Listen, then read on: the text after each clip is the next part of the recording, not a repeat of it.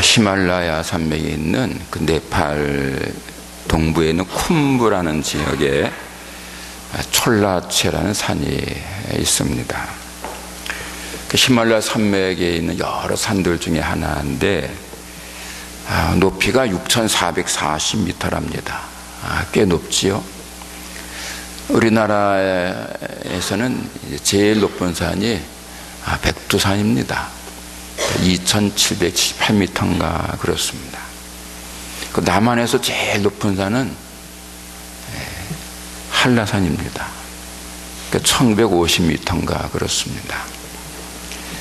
남한에서는 제일 높은 산이 2,000m가 안 되고 한반도 전체도 3,000m를 넘는 게 없습니다. 그런데 히말라야는 8,000m 넘는 봉우리가 14개나 됩니다. 그러니까 이 촐라체 6,440m 되는 이 촐라체는 그렇게 높은 산이 아닙니다. 높은 산 치게 들질 못합니다. 그래서 에베레스트 산이나 또는 K2 봉이나 안나푸르나처럼 그렇게 유명하지 않습니다. 그런데 이 촐라체 산은 산악인들에게는 유명하다 그래요. 왜냐하면 이 촐라체의 북쪽에 있는 절벽이 수직 절벽입니다. 수직 2,000m랍니다. 이 2,000m가 되는 이 수직 절벽이 버티고 있어서 이 촐라체 이 북쪽을 등산하는 게 굉장히 어렵대요. 여러분 상상을 해보세요. 이 본당의 높이가요 8m 정도 됩니다. 8m 정도. 그런데도 저 꼭대기에서 내려다보면 다리가 후두두 떨립니다. 그런데 수직으로 2,000m가 되는 그런 그 절벽을, 그것도 그냥 눈 얼음으로 덮인 그 빙벽을 올라간다는 게 얼마나 어렵겠어요. 많은 사람들이 도전했다가 죽고 다쳤습니다. 2011년에 한국인 산악인 중에서 김형일, 장지명 두 사람이 이 촐라체 북벽을 오르다가 추락사했습니다. 또 2005년 1월에는 박정헌, 최강식이라는 두 산악인이 이 촐라체 이 북벽을 올라가서 정상을 정복하고 내려오다가 사고를 당합니다. 주일 밤, 오늘 같은 주일날 밤 11시부터인가 SBS 텔레비전에서 일요 스페셜을 합니다. 여러 가지를 하는데 아주 유익한 그런 프로그램인데, 지난 주일 밤하고 그 전 주일날 이틀에 걸쳐서 SBS TV에서 그 일요 스페셜 시간에 하얀 블랙홀이라는 그런 이제 프로그램 했는데, 이 박정헌, 최강식 두 사람의 이 조난에 대한 그러한 이제 것을 영화 형식으로 이렇게 촬영을 해서 방영했습니다. 이 박정헌과 최강식은 산악계 선후배입니다. 박정헌이 10살이 많고 최강식이 10살이 후배인데, 둘이 같이 이 촐라체를 등정했어요. 그런데 이 두 사람이 처음에는 이 촐라체를 쉽게 봤습니다. 한 1박 2일 정도면 충분히 올라갔다 내려올 거라고 생각을 했어요. 그래서 장비를 다 갖추지 않고 대충 이렇게 장비를 갖추고 올라갔는데 이게 생각보다 어려운 거예요. 그래서 고생을 되게 했어요. 그래도 겨우겨우 그 올라가서 정상을 정복하고 내려왔는데, 내려오는 도중에 사고를 당한 겁니다. 그 두 사람 중에 후배인 이 최강식이 깊은 그 크레바스에 빠진 겁니다. 이 히말라야라든지 북극이라든지 남극 같은 이런 이 빙하지대에는 크레바스라는 게 있는데, 아주 좁고 깊은 얼음 틈새를 크레바스라 그럽니다.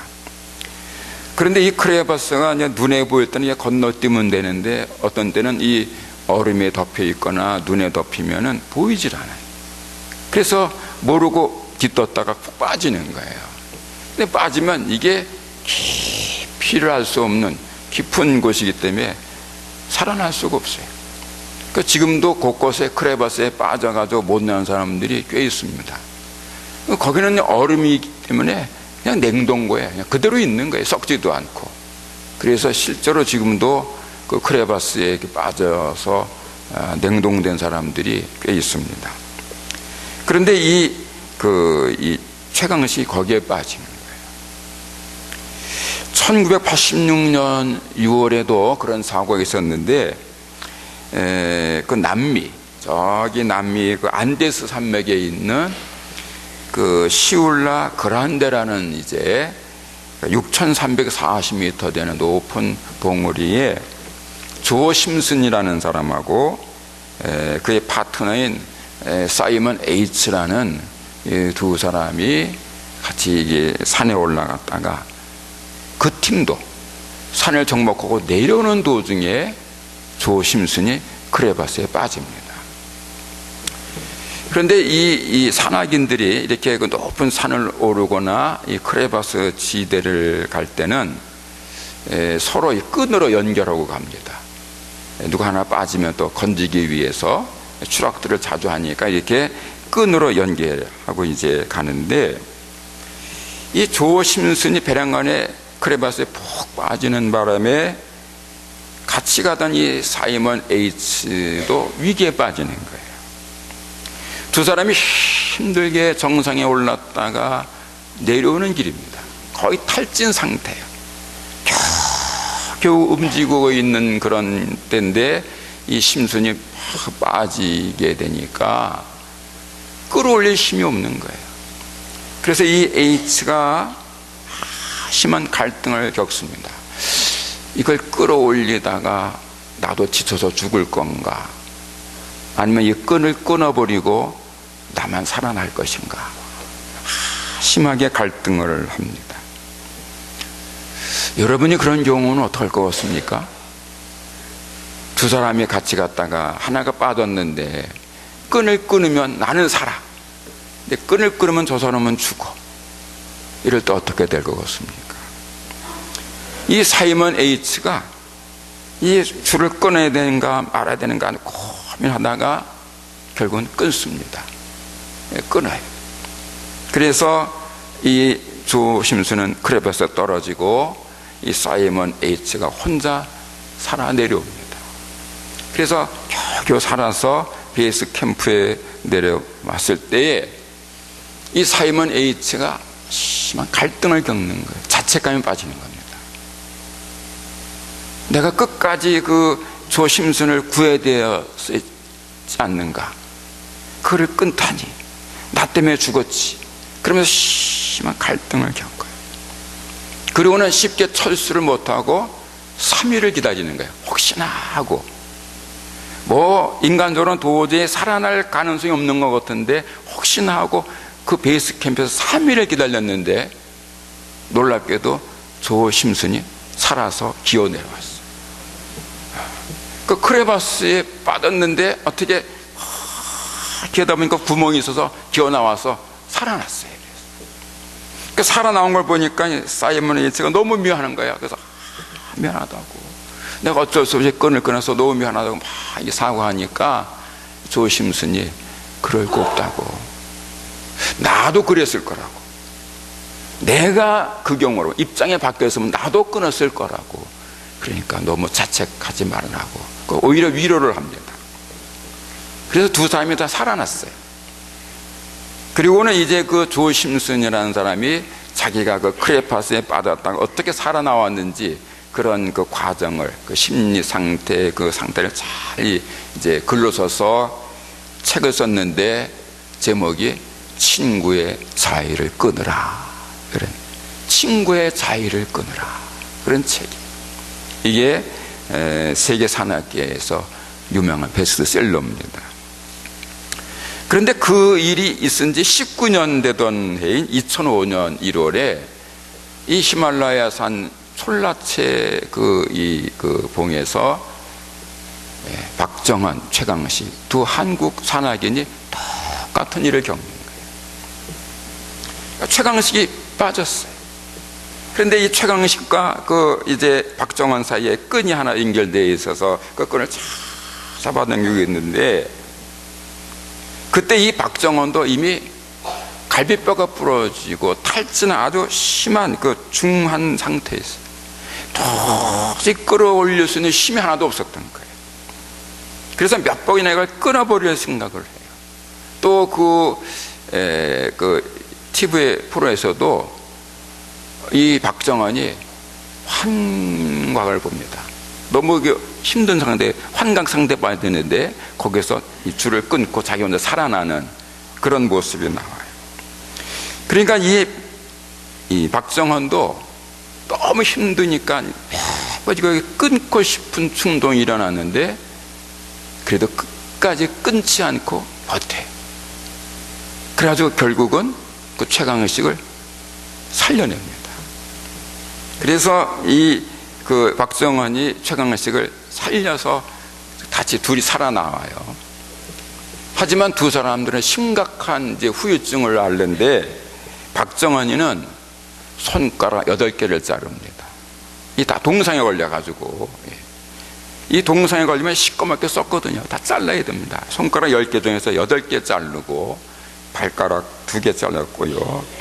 최강식은 손가락 9개를 자르고 발가락은 다 자릅니다. 그런 아주 이제 손발을 다 잃는 그런 극한의 고통을 겪어요. 그리고는 두 사람이 살아서 한국에 돌아온다면 한 2년 동안 서로 만나지도 않아요. 너무 서로 괴로워가지고. 그러니까 이제 이 박정원이 생각에는 너 왜 거기 빠져가지고 날 이렇게 괴롭혔냐, 너 때문에 나도 손 다 잃었지 않냐, 이런 마음도 있었고, 또 최강식이는 형이 나 왜 가자 그랬냐, 형이 가자는 밤에 갔다가 나도 이 꼴 당했지 않냐, 이런 마음도 있고. 그래서 두 사람은 서로가 서로 한 2년인가를 서로 만나지도 않고 그랬어요. 그러다 다시 다 서로 같이 만나고, 또 지금은 다시 또 산도 다니고 그럽니다마는, 하여간에 이 두 사람이 그 절체절명의 위기 가운데서도 줄을 끊지 않고 살아남아요.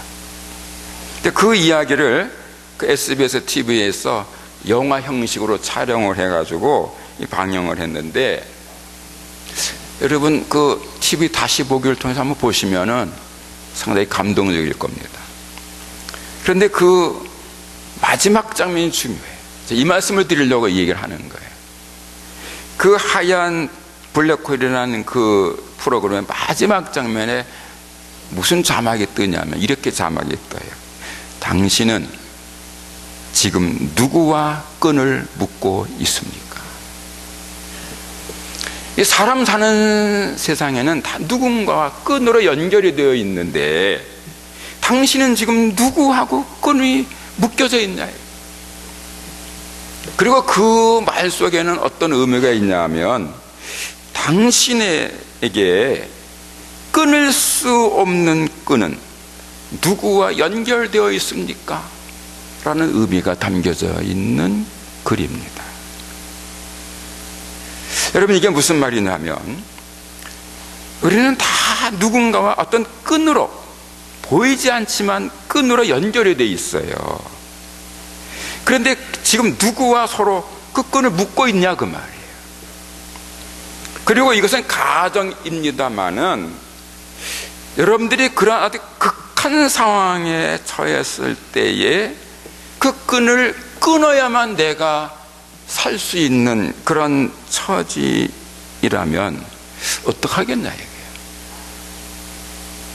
그리고 저 끈을 끊어야만 내가 살 수 있는 그런 절체절명의 시간에서도 끝까지 그 끈을 끊을 수 없는 그 사람이 누구냐 그 말. 다른 사람은 몰라도 이 사람만큼은 내가 절대로 끊을 수 없다고 생각하는 사람이 누구겠어요? 그리고 끊어도 끊어지지 않는 사람이 누구냐 그 말. 끊고 싶은데, 끊어야 되겠는데, 그리고 끊으려고 애를 쓰는데도 안 끊어지는 그 사람은 누구냐는 거예요. 다시 설명합니다. 이 세상에는 사람들이 이렇게 각자 사는 것 같아도 다 어떤 끈으로 연결이 되어 있어요. 끈으로 묶여져 있어요. 부부라는 끈도 있고요, 친구라는 끈도 있고요, 이웃이라는 끈도 있고, 직장 동료라는 끈도 있고, 같은 교회 성도라는 교우라는 끈도 있잖아요. 사람 사는 세상은 여러 가지 보이지 않지만 어떤 끈으로 이렇게 서로 묶여져 있고 연결되어져 있단 말이죠. 그리고 그 사람과 사람을 연결하는 그 끈 중에는요, 때로는 끊어지는 것들이 있어요. 상황과 경우에 따라서 좀 다릅니다만은 어떤 때는 쉽게 잘 끊어지기도 하고 어떤 때는 잘 안 끊어지는 끈도 있어요. 친구 사이 잘 안 끊어질 것 같지만 어려운 경우를 당하면 끊어집니다. 아무리 어려운 때라도 끝까지 끊어지지 않는 친구라면 정말 좋은 친구일 거예요. 그런데 여러분, 그런 친구 있을까 한번 생각해 보세요. 보통 친구들은요, 좋을 땐 친구지만 조금만 어려우면 쉽게 끊어집니다. 이웃 사이, 이거는 언제든지 쉽게 끊어집니다. 언제든지. 이사 가면 끊어지고요, 또 뭐 때로는 층간소음 때문에 싸우면 끊어지고요, 뭐 별거 아닌 거 가지고도 쉽게 끊어져요. 직장 동료 사이도요, 쉽게 끊어질 수 있습니다. 한 교회에서 수십 년 동안 같이 집사님, 권사님, 장로님하고 같이 교우로 지내던 사이도 어떤 문제가 생기면 끊어집니다. 심지어는 10년, 20년, 30년, 40년, 50년 한 집에서 한 이불을 덮고 자고 한 방에서 사는 부부 사이라는 부부의 끈도 끊어져요. 요즘 황혼 이혼이 많은 거 아시죠? 어떤 사람은 50년을 살고도 헤어져, 60년을 살고도 헤어지는 사람이 있어요. 이 부부라는 끈은요, 굉장히 튼튼한 것 같지만 세월이 지나다 보면 사가. 그래서 끊어지는 경우가 얼마든지 있어요. 세상에는요, 이렇게 쉽게 끊어지는 끈도 있고 잘 안 끊어지는 끈도 있어요. 결국에는 끊어지는 끈도 있어요. 그런가 하면 어떤 경우에도 끊어지지 않는 끈도 있습니다. 사람의 힘으로는 끊을 수 없고, 때로는 끊어진 것 같은데 사실은 끊어지지 않는 그런 끈이 있어요. 그게 무슨 끈인가? 부모와 자식이라는 끈이에요. 부모가 자식을 낳음으로써 이루어지는 이 부모 자식이라는 이 끈은요, 절대로 끊어지지 않는 겁니다. 간혹 부모와 자녀 사이가 나빠져서 의절을 하는 경우가 있지요. 이제부터 너는 내 자식이 아니야. 이제부터 당신을 아버지라고 부르지 않겠습니다. 이렇게 부모 자식 간의 의를 끊고 왕래하지 않는 경우들이 종종 있습니다. 겉으로 볼 때 부모와 자식 사이의 끈도 끊어질 수 있는 것처럼 보입니다. 끊어진 것처럼 보이기도 합니다. 하지만 끊어지지 않습니다. 부모 자식의 끈은 부모 자식 사이에 이어져 있는 그 끈은 쉽게 끊어지는 끈이 아니에요. 너는 이제 내 자식이 아니다, 나는 이제부터 당신을 어머니라고 부르지 않겠습니다 라고 말했다고 해서, 왕래를 끊었다고 해서 그 사이가 끊어지는 게 아니다, 그 말이에요. 때로는 호적을 파버린다고 하고 호적이나 주민등록에서 이름을 빼버리고 관계를 말소시켰다고 해도 부모와 자식 관계는 변하지 않는 거예요. 이건 죽은 다음에도 안 변해요. 죽은 다음에도 아무개는 누구 자식, 아무개는 누구 아버지, 이건 계속되는 거예요. 부모와 자식 관계는 한 번 결정되면 이 세상에 계속되는 한 계속되는 거예요. 부모와 자식 사이를 잇고 있는 그 끈은 끊을 수 없고 끊어지지 않는 끈인 거예요. 그래서 부모가 소중하고 자식이 귀중한 겁니다. 여러분 그렇지 않습니까? 공감하시지요? 이 세상에 부모보다 더 귀하고 자식보다 더 소중한 사람이 그 누구겠습니까? 여러분, 지지난 주일에 한 사회의 기초는 가정이고 가정의 기초는 부부다. 그래서 부부의 중요성을 계속 말씀을 했습니다마는 부부가 아주 중요한 사이고 부부가 한 가정의 기초고 사회의 기초인 것은 분명해도요, 부부 사이는 끊어질 수 있는 사이라는 거예요. 끊을 수 있는 사이라는 거예요. 하지만 부모와 자식 사이는 그 어떤 것도 그 무엇으로도 끊어 놓을 수 없는 그런 사이예요. 그래서 세상에서 가장 귀중하고 가장 소중한 것입니다. 따라서 부모와 자녀는 무조건 사랑하고 무조건 효해야 하는 겁니다. 세상에서 가장 소중하고 가장 귀중한 사이이기 때문에 그냥 사랑하고 효해야 하는 거예요. 부모된 이들은 예수님처럼 끝까지 사랑만 해야 하는 거예요.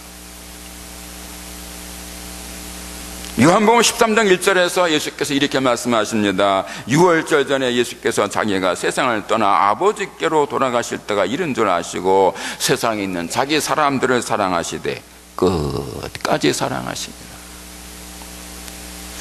예수님께서 그 십자가에 못 박혀 돌아가시기 직전까지 당신의 사람들을 끝까지 사랑하셨다는 거예요.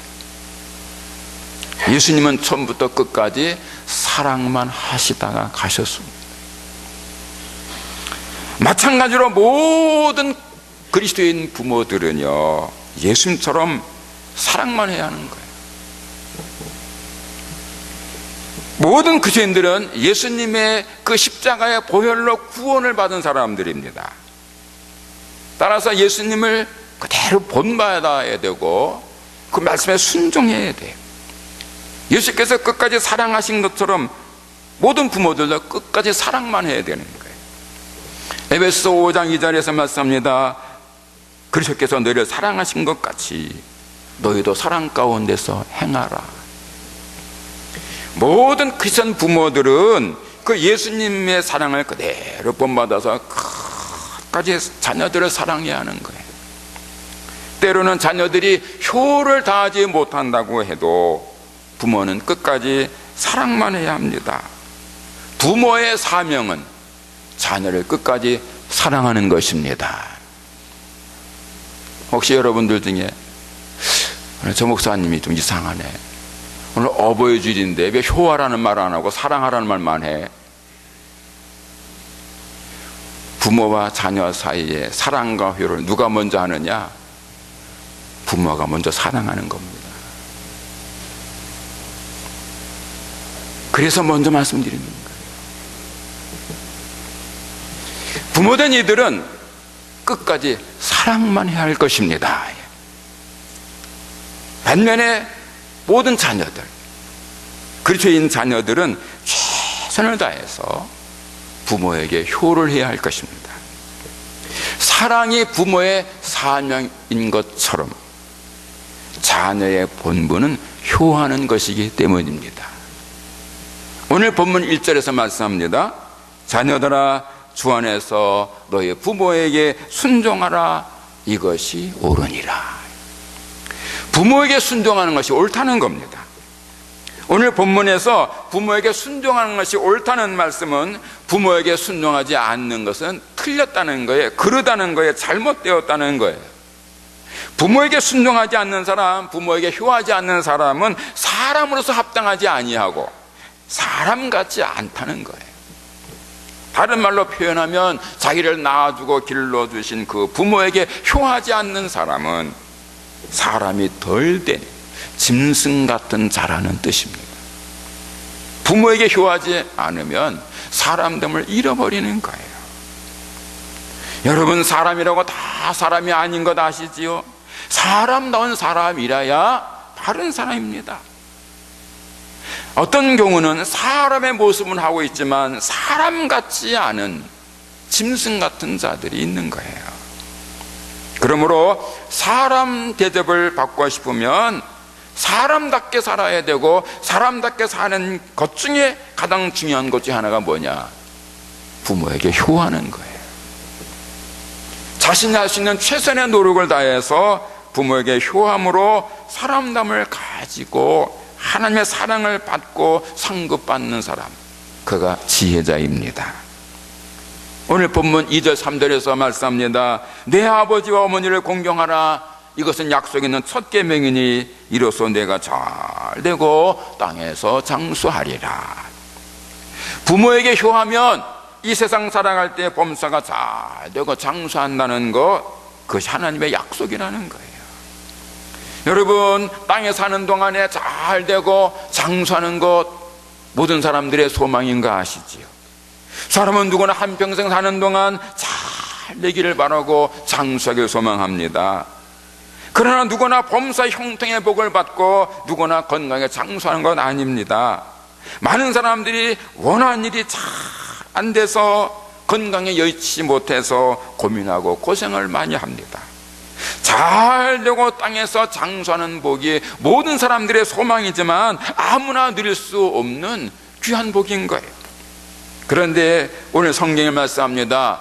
부모에게 순종하며 잘 공경하라는 이 하나님 말씀, 하나님 명령을 잘 순종하면 인간의 생사복을 주장하신 하나님께서 그에게 잘 되는 복, 장수하는 복을 주시겠다는 것입니다.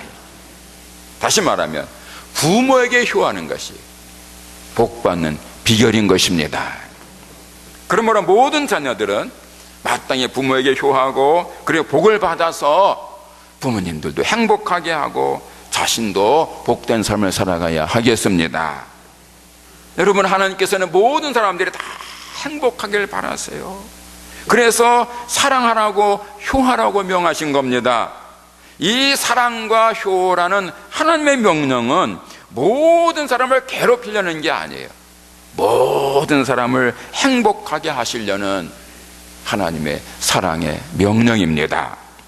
그러면 누구든지 이 하나님의 사랑의 명령에 순종해서 자녀를 사랑하고 부모에게 효하면 이 땅에 사는 날 동안 행복하게 될 것입니다. 그런데 그러한 진리, 그러한 이치, 모두가 행복하게 잘 살 수 있는 길이 있음에도 불구하고 이 세상에는 그 이치를 모르고 부모에게 효하지 않는 사람들이 많아요.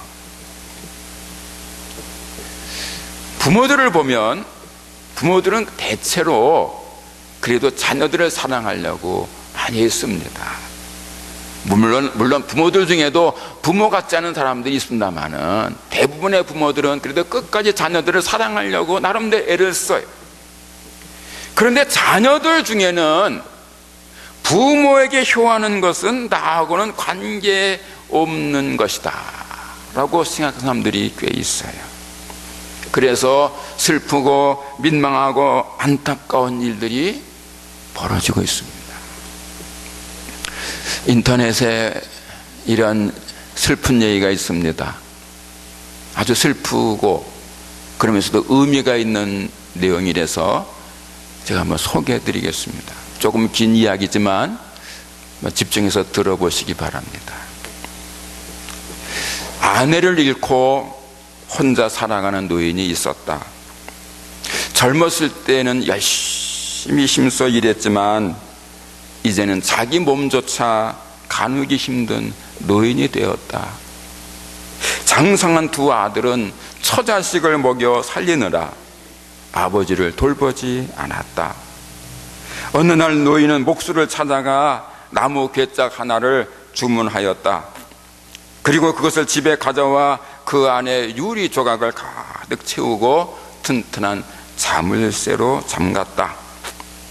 어느 날 아들들이 아버지 집에 와서 보니 아버지의 침상 밑에 못 보던 괴짝 하나가 있는 것을 보았다.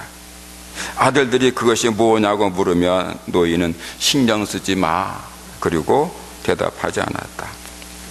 궁금해진 아들들이 아버지가 없는 틈을 타서 그것을 열어보려고 했지만 자물쇠로 잠겨 있어서 안에 무엇이 들었는지 알 수가 없었다. 그런데 더욱 궁금한 것은 그 안에서 금속들이 부딪히는 소리가 나는 것이었다. 아들들은 속으로, 그래, 이건 아버지가 우리 모르게 평생 모아 숨겨놓은 금덩이일 거야. 아들들은 그때부터 누가 먼저라고 할 것 없이 서로 아버지를 모시겠다는 이상한 효심을 발동했다. 그리고 얼마 뒤에 노인은 돌아가셨다. 아들들은 장례를 치른 후 침이 마르도록 기다렸던 그 궁금한 괴짝을 열어보았다. 그런데 이게 웬일인가? 깨진 유리 조각만이 가득 들어있는 것이었다. 두 아들은 화를 내었다. 서로 쳐다보며 소리 없이 말했다. 당했군. 그리고는 괴짝을 멍하니 바라보고 있는 동생을 향해서 형이 말하기를, 왜 괴짝이 탐나냐? 그럼 내가 가져라. 막내 아들은 형의 말을 들었는지 못 들었는지 한참 동안 그 자리에 서 있었다. 충격을 받은 것이었다. 적막한 시간, 1분, 2분, 3분. 아들의 눈에 맺힌 이슬이 주르륵 흘러내렸다. 막내 아들이 그 괴짝을 집으로 옮겨왔다. 나뭇가지가 조용하려 해도 바람이 쉬지 않고 자식이 효도하려 해도 어머니는 기다려주지 않는다는 옛글을 생각하며 아버지가 남긴 유품 하나만이라도 간직하는 것이 그나마 마지막 효도라고 생각한 것이다. 아내는 구질구질한 물건을 왜 집에 들이냐며 짜증을 냈다. 그는 아내와 타협을 했다. 유리 조각은 버리고 괴짝만 갖기로. 괴짝을 비우고 나니 밑바닥에 편지 한 장이 들어있었다. 막내 아들은 편지를 읽어내려가며 엉엉 소리내어 울기 시작했다. 나이 40을 넘긴 사나이의 통곡 소리에 그의 아내가 달려왔고 아들, 딸도 달려왔다. 그 편지의 내용은 이러하였다. 첫째 아들을 가졌을 때 나는 기뻐서 울었다. 둘째 아들이 태어나던 날 나는 좋아서 웃었다. 그때부터 30여 년 동안 수천 번, 아니 수만 번 그들은 나를 울게 하였고 또 웃게 하였다. 이제 나는 늙었다. 그리고 자식은 달라졌다. 나를 기뻐서 울게 하지도 않고 좋아서 웃게 하지도 않는다. 내게 남은 것은 그들에 대한 기억뿐이다. 처음엔 진주 같았던 기억이 중간엔 내 등뼈를 휘게 한 기억으로 지금은 사금팔이 깨진 유리처럼 조각난 기억만 남아있구나. 내 아들들만은 나 같지 않기를, 그들의 늙음악이 나 같지 않기를. 아내와 아들들이 아버지, 여보 소리치며 아버지의 품으로 뛰어들었다. 네 사람은 서로 부둥켜 안고 울었다. 그 일이 있은 다음부터 막내 아들 집안에서는 즐거운 웃음이 들리지 않는 날이 없었다. 여러분, 어떻게 들리셨습니까? 참 사랑의 부모는요, 자기는 자식에게 효를 받지 못했어도, 자기 자식은 비록 불효 자식일지라도 그 자식은 이 다음에 효자를 만나서 효받아서 행복하기를 바라는 것, 이게 참 부모의 마음이라는 거예요. 여러분, 가끔 그런 말 하는 분 있죠? 자식들이 속썩이면 딸 보고 너도 꼭 시집가서 너 같은 딸 만나봐라. 아들 보고도 그러지요. 너도 네 아들 같은 아들만 낳아서 어디 해봐, 당해봐라. 여러분, 농담이라도 그런 말 하지 마세요. 그건 성숙한 부모의 마음이 아니에요. 제가 이 글을 보면서 가슴이 비록 나는 불효를 받았지만 내 아들들만큼은 나가지 않기를, 그들의 늙음악이 나가지 않기를. 이게 참 부모의 심정인 거예요. 참 부모는 끝까지 사랑만 하다가 가는 겁니다. 여러분 아들, 딸이 마음에 안 드십니까? 불효하십니까? 속썩이십니까? 그냥 참으시고 여러분은 끝까지 사랑만 하다 가십시오. 그게 부모의 본분입니다. 반면에 자녀된 이들은 부모에게 끝까지 효하기를 힘쓰셔야 됩니다. 그래야 여러분 자신도 이 다음에 효를 받을 겁니다. 여러분, 조금 전에 읽은 그 노인네는 내 아들들만은 나가지 않기를, 그들의 늙음하게 나가지 않기를. 자기는 비록 불효를 받았지만 자기 자식들은 효도를 받기를 바랬지만, 여러분 이걸 아셔야 됩니다. 자녀들은요, 효는 눈으로 보고 배우는 겁니다. 글로 배우는 게 아니에요. 눈으로 보고 배우는 거예요. 내가 내 부모에게 효하지 않으면 내 자녀들은 절대로 효를 배우지 않습니다. 내가 내 부모에게 효하지 않았는데 내 자녀들이 나한테 효하기를 바래요? 그건 연못구호입니다. 그건 안 되는 겁니다. 거듭 말씀드립니다. 효는 눈으로 배우는 겁니다. 눈으로 보고 배우는 거예요. 여러분 자녀들이 부모에게 어떻게 효를 하느냐를 자식들이 다 보고, 그리고 느끼고 깨닫고, 그리고 나중에 그대로 효하는 거예요. 이 다음에 늙어서 효자 효녀 만나서 행복하길 바라십니까? 지금 부모에게 효하세요. 효하세요. 그러면 그것을 보고 자란 여러분의 자녀들이 여러분이 늙었을 때 지성으로 효도할 것입니다. 효자가, 효녀가 효를 받게 되는 것입니다. 기도하겠습니다. 하나님 아버지, 오늘 어버이 주일입니다. 부모와 자식이라는 사이는 사람이 끊을 수 없고, 끊어진 것 같아도 끊어지지 않는 사이임을 상고했습니다. 세상에서 가장 소중하고 귀중한 사이가 부모고 자식 사이인 줄 믿습니다. 그러므로 모든 부모들은 끝까지 오직 사랑만 하게 하옵소서. 때로는 자녀들이 효하지 못하더라도 모든 한일성도 부모된 이들은 끝까지 사랑만 계속하게 하옵소서.